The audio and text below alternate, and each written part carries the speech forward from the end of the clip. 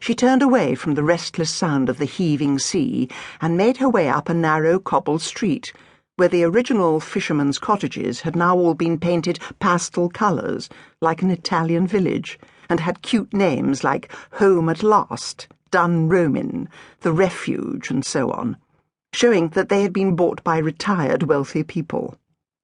Tourism might be on the wane, but property prices in seaside resorts in the south of England were high. She came to a tea shop and was about to go in when she saw the non-smoking sign on the door. The government was planning to ban smoking in pubs, Agatha had read in the newspapers. Not a word about the dangers of alcohol, she thought, as a particularly strong gust of wind sent her reeling. People who smoked did not drive off the road or go home and beat up their wives. Drunks did, and with the fumes from more and more cars polluting the air, she thought that smoking had become a political issue. The left were anti-smoking, the right pro-smoking, and the lot in the middle who had given up smoking wanted everyone to suffer. She saw a pub on the corner called the Dog and Duck. It looked old and pretty, whitewashed with black beans and hanging baskets which swung in the wind. She pushed open the door and went in. Inside belied the outside.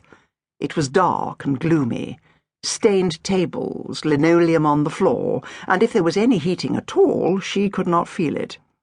She had wanted a coffee, and pubs these days sold coffee, but she felt so low she ordered a double gin and tonic instead. "We don't have ice," said the bartender. "You don't need it," snapped Agatha. "This place is freezing."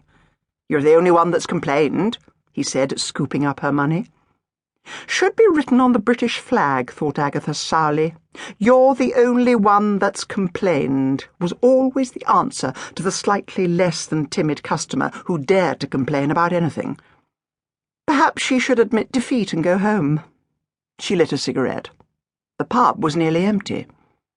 There was only she herself and a couple talking in low voices in a corner, holding hands and looking at each other with the sad intensity of adulterers.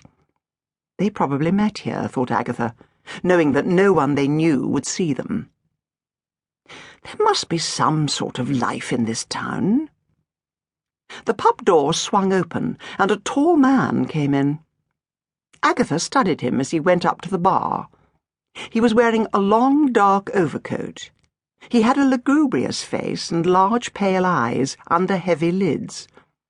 His hair was black, like patent leather, smooth across his head. He ordered a drink.